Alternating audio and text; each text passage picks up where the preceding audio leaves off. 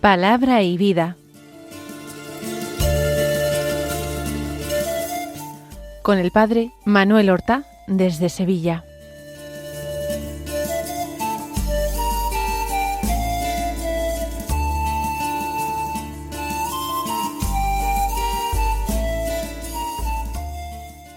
En el nombre del Padre, y del Hijo, y del Espíritu Santo. Amén.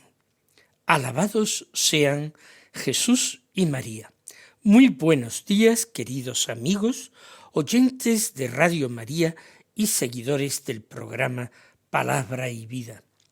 Hoy es el martes de la 20ª semana del tiempo ordinario. Un martes que es 18 de agosto. En el calendario litúrgico romano general no se celebra hoy la memoria de ningún santo. Sin embargo, en ciertos calendarios se celebra la memoria de Santa Elena, la madre del emperador Constantino. Ella nació probablemente a mediados del siglo III en el norte de Gran Bretaña, de una familia humilde, sencilla, al menos indígena. Y terminó conociendo y casándose con Constancio, que todavía no era emperador, pero llegaría a serlo, y convirtiéndose en madre de Constantino. Fue repudiada, obligada al divorcio, por su marido Constancio, que se quiso casar con una mujer noble, de la nobleza romana. Pero después de muerto Constancio, y habiendo accedido al trono del imperio Constantino, rehabilitó la figura de su madre, a quien quería mucho. Y ella se había convertido al cristianismo. Constantino concedería a los cristianos la libertad de culto mediante el Edicto de Milán del año 313. Y su madre Elena, que se había convertido siendo ya una mujer adulta, pues vivió los últimos años de su vida con un gran fervor por el Evangelio, y empleó esa posición que había recuperado y las riquezas de las que pudo disponer para ayudar a los pobres y a la Iglesia. Y en el año 326 peregrinó a Tierra Santa. Su empeño era conocer la tierra de Jesús y recuperar la memoria de los lugares donde habían acontecido los episodios del Evangelio. A ella se le atribuye el hallazgo de la Santa Cruz, y precisamente sobre el sepulcro de Jesús y el Calvario, su hijo Constantino mandó levantar la gran basílica del Santo Sepulcro. Precisamente me viene muy bien recordar aquí a Santa Elena, hacer memoria de ella, porque el Evangelio de hoy precisamente nos hablará de dejarlo todo por Cristo, para descubrir la verdadera riqueza del Evangelio. Una riqueza que no consiste en poseer, sino en seguir. Y eso es lo que hizo indudablemente Santa Elena. El Evangelio de hoy es según San Mateo, del capítulo 19, los versículos 23 al 30, que dicen así: En aquel tiempo Jesús dijo a sus discípulos: En verdad os digo que difícilmente entrará un rico en el reino de los cielos. Lo repito, más fácil le es a un camello pasar por el ojo de una aguja que a un rico entrar en el reino de los cielos. Al oírlo, los discípulos dijeron espantados: Entonces, ¿quién puede salvarse? Jesús se les quedó mirando y les dijo: Es imposible para los hombres, pero Dios lo puede todo. Entonces dijo Pedro a Jesús: Ya ves, nosotros lo hemos dejado todo y te hemos seguido. ¿Qué nos va a tocar? Jesús les dijo: En verdad os digo, cuando llegue la renovación y el Hijo del Hombre se siente en el trono de su gloria, también vosotros, los que me habéis seguido, os sentaréis en 12 tronos para juzgar a las 12 tribus de Israel.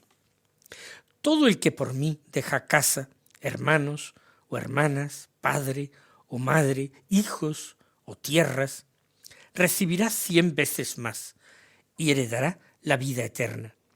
Pero muchos primeros serán últimos y muchos últimos primeros. Pues vamos a meditar el Evangelio de hoy, lo vamos a hacer en diálogo con el mismo Señor, a quien invocamos llamándolo por su nombre. Le decimos: Señor Jesús, ayer contemplábamos a aquel hombre rico que se acercó a ti, preguntándote qué tenía que hacer para alcanzar la vida eterna. Era un hombre bueno, cumplidor, deseoso incluso de hacer algo más. Pero cuando le dijiste: vende tus bienes, da el dinero a los pobres y luego ven y sígueme, entonces se marchó triste porque era muy rico. Y hoy el Evangelio comienza precisamente después de aquella marcha del rico.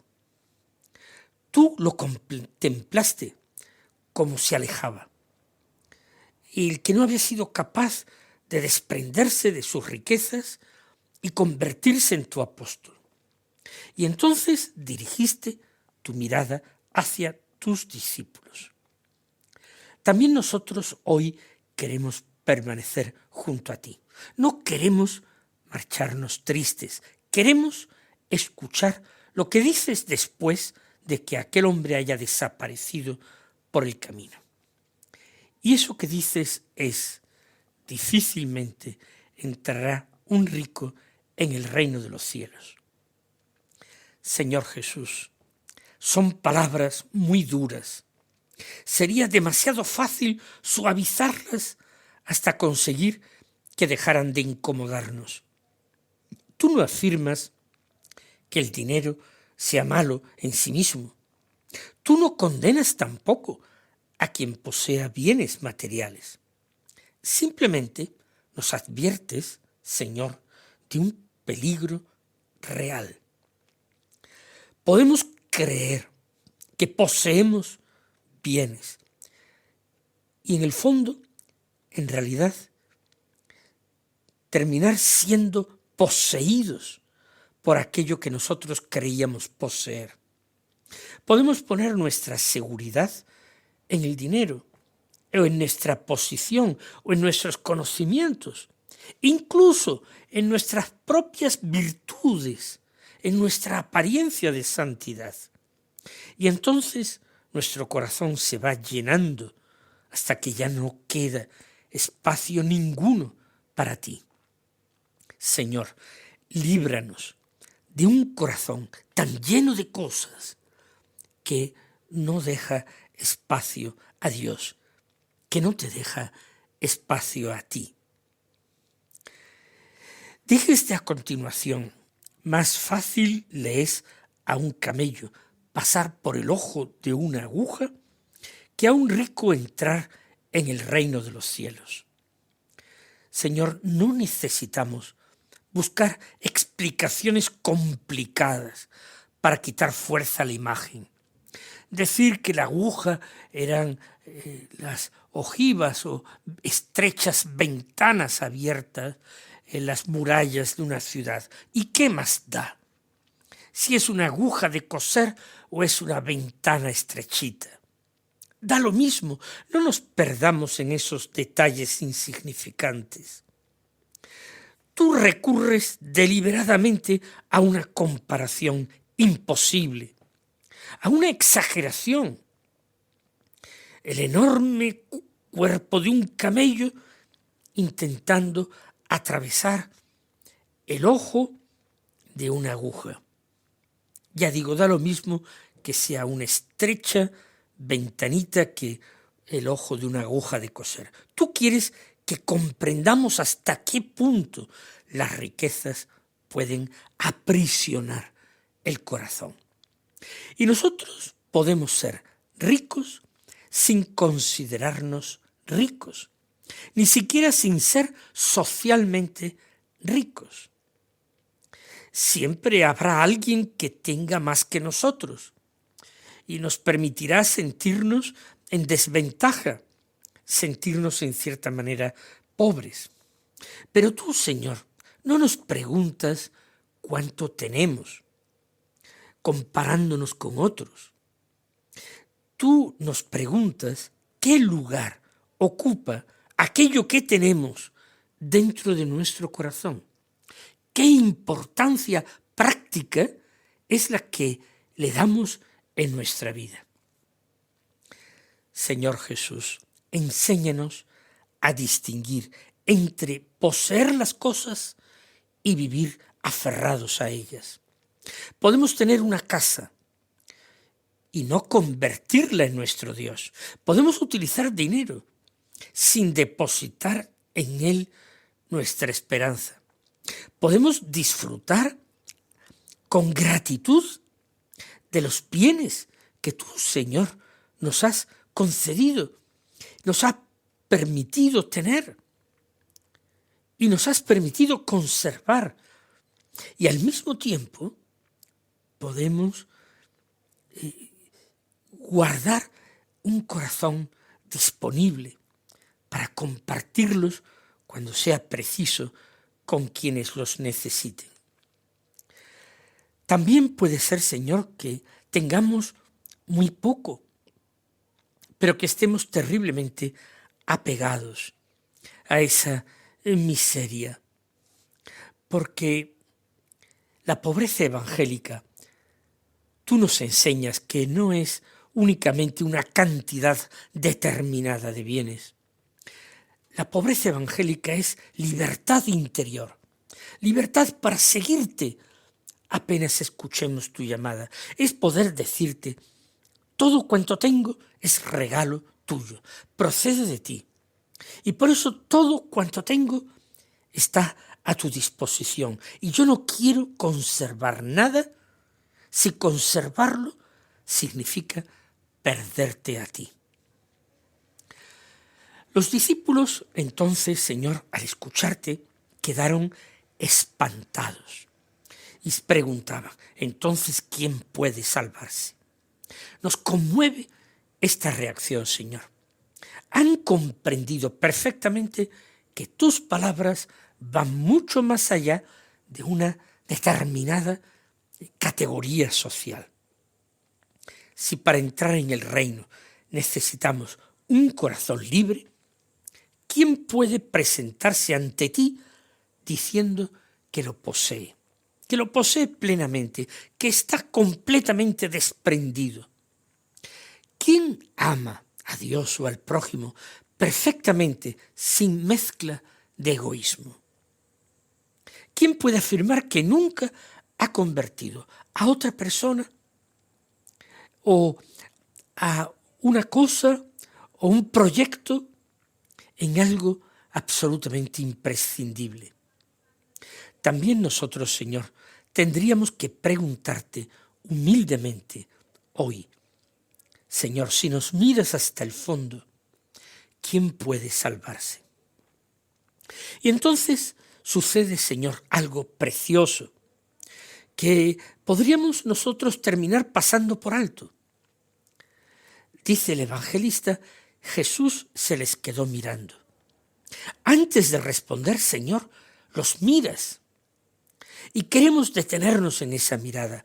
No les das inmediatamente una explicación teológica. Los miras, la misma mirada con la que habías mirado al joven rico. Porque el Evangelio nos había dicho que lo miraste con amor. Mira también, Señor, nuestra pobreza y mira también nuestros apegos, nuestras contradicciones, nuestros miedos. Míranos cuando queremos seguirte y descubrimos que no somos capaces de hacerlo con nuestras propias fuerzas. Que tu mirada nos haga comprender que nuestra salvación comienza precisamente cuando dejamos de mirarnos exclusivamente a nosotros y levantamos la mirada hacia ti. Es imposible para los hombres, pero Dios lo puede todo. Aquí está, Señor, una de las grandes palabras de esperanza de todo el Evangelio. Dios lo puede todo. Lo que nosotros no podemos realizar, tú puedes realizarlo en nosotros. Señor, ¿cuántas veces yo te digo y te repito, Señor, hazlo tú todo en mí, porque yo no sé, porque yo no puedo. Lo que nosotros no podemos, tú sí lo puedes realizar. Nosotros no podemos salvarnos a nosotros mismos, no podemos hacernos a nosotros mismos santos. No podemos arrancar con nuestra voluntad solamente las raíces del egoísmo. Podemos colaborar contigo, luchar, decidir, comenzar de nuevo sin desanimarnos después de una caída. Pero la salvación, eso será siempre una gracia. Y es cuando reconocemos nuestra impotencia, cuando decimos, porque yo no sé, porque yo no puedo. Entonces, no estamos llegando al final del camino, sino al lugar donde puede comenzar verdaderamente tu acción, Señor, donde tú puedes comenzar a actuar. Nos dices, Dios lo puede todo. Queremos repetir esas palabras ante tantas situaciones que consideramos imposibles. Dios puede transformar un corazón endurecido, puede devolver esperanza a quien la ha perdido, puede reconciliar a quienes llevan años separados. Dios puede levantar al que ha caído una y otra vez. Dios puede hacer santo a quien conoce dolorosamente sus propios pecados, su limitación interior. Dios puede abrir caminos donde nosotros solamente vemos muros. Señor, que no utilicemos nuestra debilidad como excusa para abandonar el camino, diciendo no podemos, es imposible. Precisamente porque somos débiles, podemos confiar más, mucho más, en tu gracia. Y entonces en el Evangelio intervino Pedro. Ya ves, nosotros lo hemos dejado todo y te hemos seguido. ¿Qué nos va a tocar? Pedro es entrañablemente humano. Ha escuchado hablar de renuncia y entonces se pone a echar cuentas. Aquel joven no fue capaz de dejar sus riquezas. Ellos, en cambio, han dejado sus barcas, sus redes, su trabajo, sus familias. Y Pedro pregunta, ¿qué recibiré a cambio? ¿Qué nos va a tocar? Quizás nosotros hayamos hecho alguna vez lo mismo.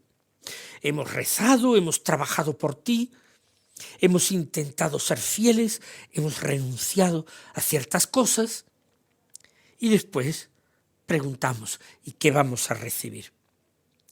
Llevamos en ocasiones una contabilidad secreta de nuestros sacrificios, de nuestros esfuerzos, de nuestras renuncias. Y esperamos que a ti no se te olviden, que tú también mantengas una contabilidad de nuestras recompensas. Sin embargo, Señor, tú no reprendes a Pedro. Te conmueve también esa humanidad de Pedro. Tú sabes que su amor necesita madurar, hacerse más gratuito.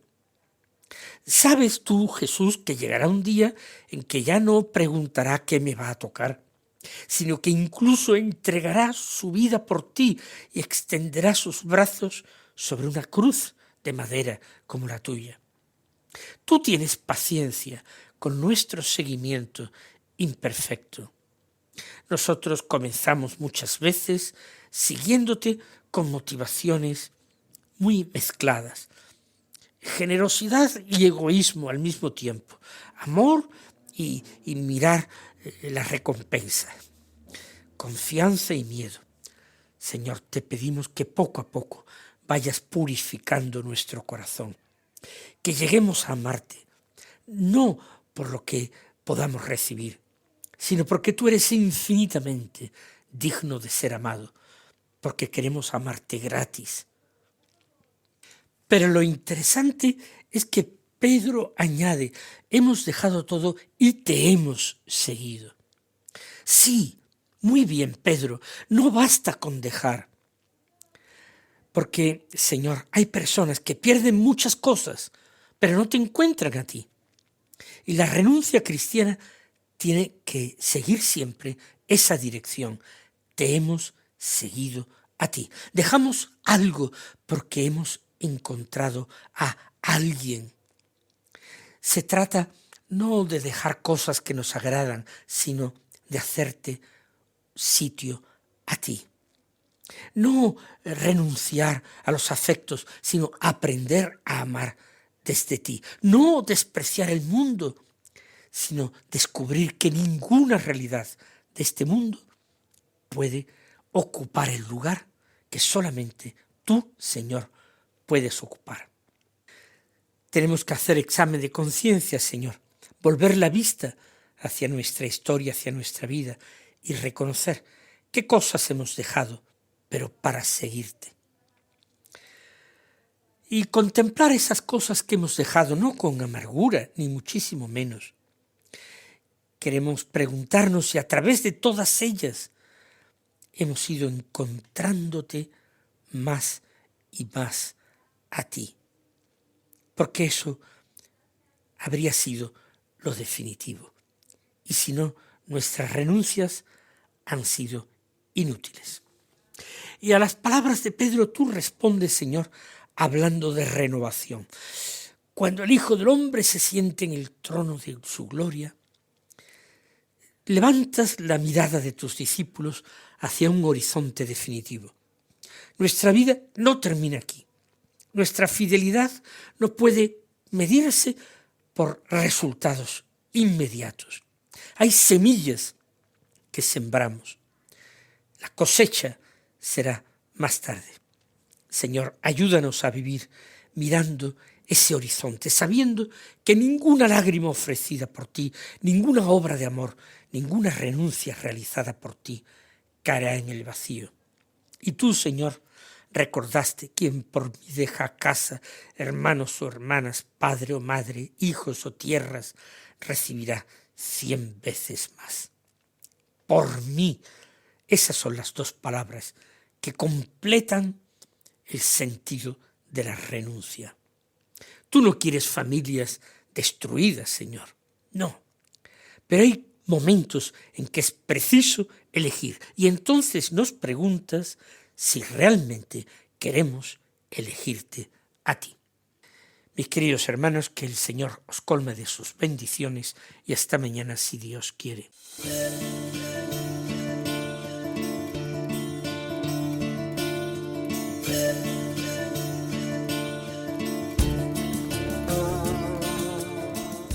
Han escuchado en Radio María Palabra y Vida, un programa que dirige el Padre Manuel Horta.